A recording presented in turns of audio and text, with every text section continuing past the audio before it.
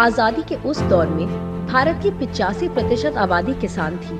जैसे आज खेती के उपकरणों पर जीएसटी लगाकर किसानों की कमर तोड़ी जा रही है, उस समय भी अंग्रेज सरकार भारत पर नियंत्रण मजबूत करने के लिए किसानों पर मनमाने टैक्स और लगान थोप रही थी। कांग्रेस तब भी अंग्रेजों की राह में सबसे बड़ी बाधा बनकर खड़ी हो गई थी और इस दौर में भी किसानों की जमीन छीनने वाले दमनकारी भूमि अधिग्रहण कानून के रास्ते में कांग्रेस चट्टान की तरह खड़ी हो गई और उसे वापस करवाकर ही दम लिया। ये साल था 1897।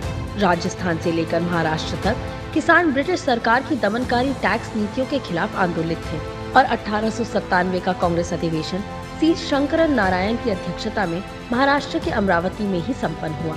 कांग्रेस के आह्वान पर किसानों ने पहली बार लगान का सामूहिक बहिष्कार कर दिया।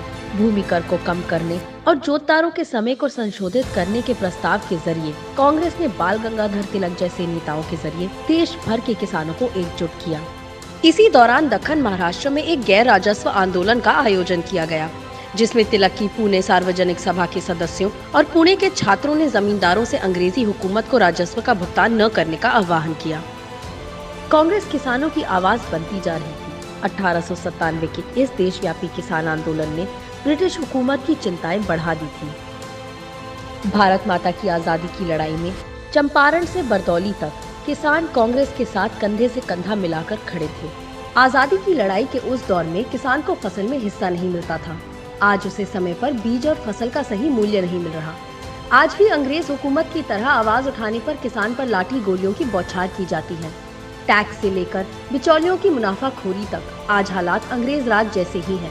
आज फसल बीमा में भ्रष्टाचार तब के ब्रिटिश अत्याचार से कम नहीं है, मगर देश का किसान कांग्रेस के साथ मिलकर तब भी लड़ा था और अब भी लड़ेगा।